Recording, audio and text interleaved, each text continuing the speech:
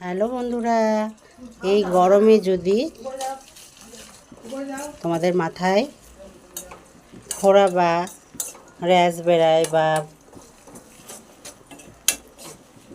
কিছু অ্যালার্জি টাইপের বেরায়, তাহলে তোমরা এইভাবে নারকেল তেল দিয়ে এই নিম পাতা দিয়ে ভালো করে